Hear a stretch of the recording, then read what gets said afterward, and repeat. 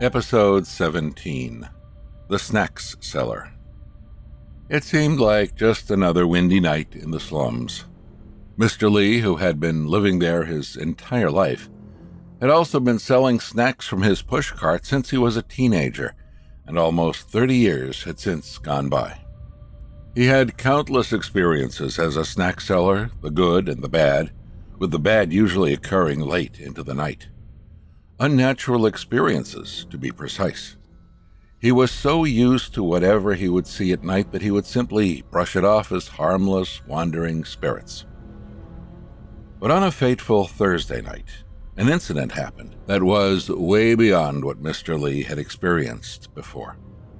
Mr. Lee walked down a cracked path that he goes down on a daily basis and called out to the residents, "Snacks, drinks, get your favorite sodas for the night." The kids in their pajamas ran out from their houses from the left and right with smiles on their faces as clinking sounds of their coins were heard. They stood in front of Mr. Lee's small wooden pushcart, scattered while busy looking at which snack they wanted. One by one, the kids handed over their coins to Mr. Lee, grabbed their snacks and drinks that were on the pushcart, and ran off in excitement. They couldn't wait to enjoy their treats with their friends as they sat at the side of the sidewalks and waved at Mr. Lee, who pushed his pushcart to the next set of homes further up the area. These sort of interactions with the kids, and sometimes their parents, reminded Mr. Lee why he enjoyed selling snacks and drinks to the community, even though the income barely gets him through the day. Mr. Lee continued pushing his pushcart as the night wore on, and the people sitting outside their homes in the slums gradually got lesser.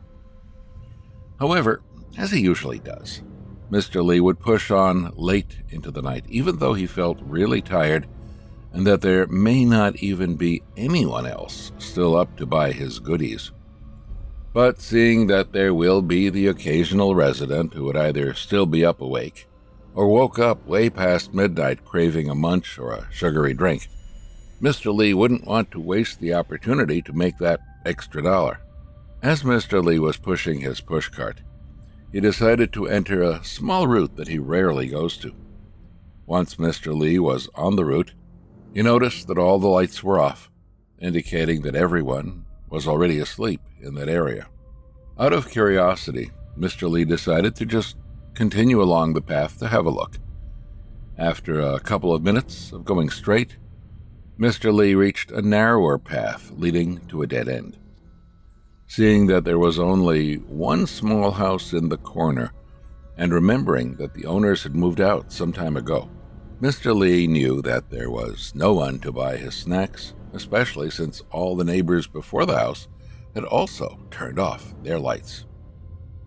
As Mr. Lee made a U-turn and with his back now faced against the corner home, he suddenly heard someone whispered, "Hey, Mr. Lee." Thinking that he probably didn't know that someone had already moved into the corner home, he turned and said, "Snacks and drinks. Would you like some snacks and drink?" as Mr. Lee turned his pushcart.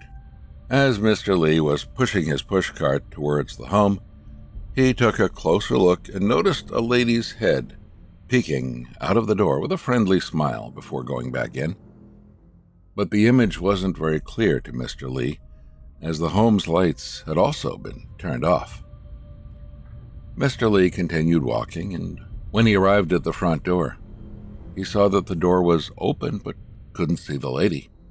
Mr. Lee walked up to the door and said, "Hello?"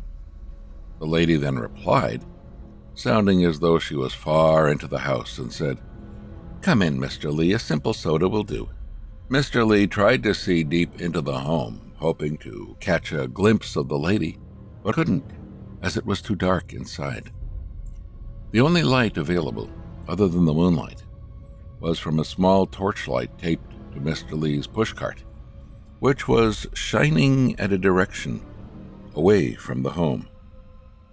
Slightly creeped out, but as persistent as he was in making his next dollar, Mr. Lee proceeded to ask, "Okay, I have orange soda. Is that okay?"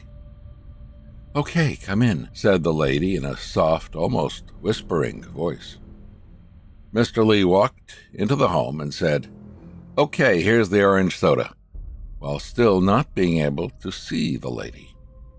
At that point of time, Mr. Lee partially thought that it was just him that was getting old, which was why he couldn't see in the dark. For all he knew, the lady could be standing only a few meters from him. However, after receiving no response from the lady and still not being able to see her, Mr. Lee walked further into the home, as part of him was really curious about who the new resident was. As Mr. Lee now stood deep into the living room, he still couldn't really see his surroundings except for the moonlight reflected on the home's floor. In front of him was what seemed like a sofa. After a brief silence, Mr. Lee then said, "Hello, lady, here's the orange soda you wanted." But, again, there was no response. Then, suddenly, as Mr. Lee was looking at the sofa in front, he saw a black figure crawling from near it, passed by him, and seemed to have hurried to the front door where Mr. Lee came from. The door suddenly slammed shut and a burst of laughter came on from the other side of the home. Mr. Lee's fear took control over him as he ran towards the door instinctively and tried opening the door. However, the door was locked. Mr. Lee turned the doorknob back and forth, but his attempts were to no avail.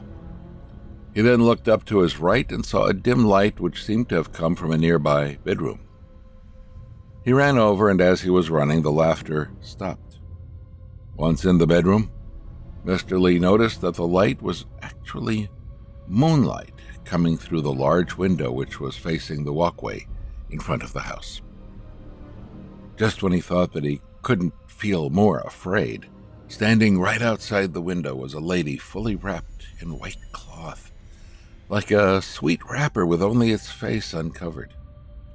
Smiling and staring at him, the face was similar to the lady earlier who called him to the house. The only difference was that the face now looked more rotten. Mr. Lee never felt this scared in his life as he fell on the floor on his back while crawling backwards. As he eventually felt his back leaned against the wall, he closed his eyes, still in fear, hoping the lady would go away. Mr. Lee carved the little braveness he had left in him and reopened his eyes in hope that the lady was no longer there. Unfortunately, he still saw the lady. To Mr. Lee's horror, the lady was now in the room with him, jumping up and down while laughing hysterically. Mr. Lee let out a loud and terrified scream and was about to cry from his fear. Mr. Lee closed his eyes, used his hands to cover his face as his body curled up in fear.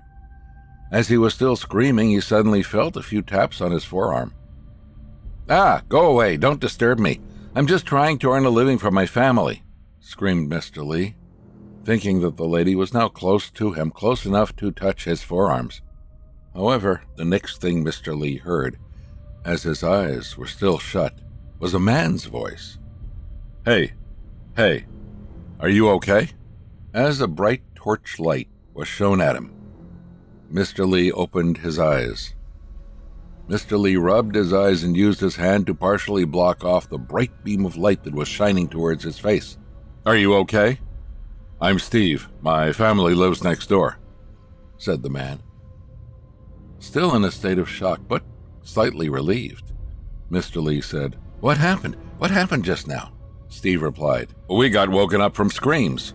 My wife woke up first before my kids woke up crying, probably shocked from what they were hearing. They woke me up, so I rushed over to see what was happening." "It's okay.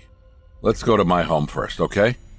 As Steve pulled Mr. Lee up by his forearm and brought him to his home. Once there, Mr. Lee shared about what he had experienced earlier. "That's weird. The couple who lived there left a few weeks ago and no one is living there anymore," said Steve. "I don't know. She just called me in and I just walked up to give her the soda," said Mr. Lee, still shocked from what had happened. Probably it was something evil that had nothing to do with the owners. Since they like quiet and empty places, it took the opportunity to disturb whatever comes close to the home, especially alone, way past midnight.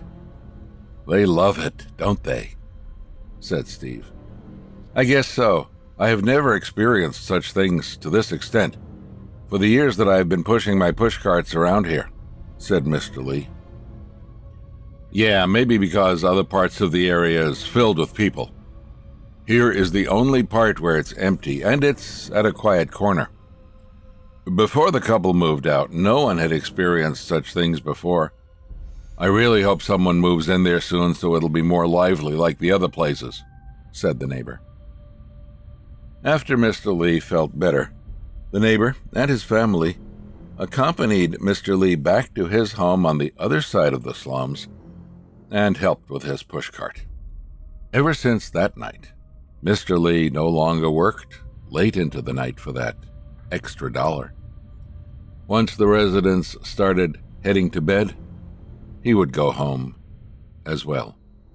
As ironic as it sounds that a snack seller got haunted by a ghost that looked like a sweet wrapper, it was an experience that scared and scarred Mr. Lee for life.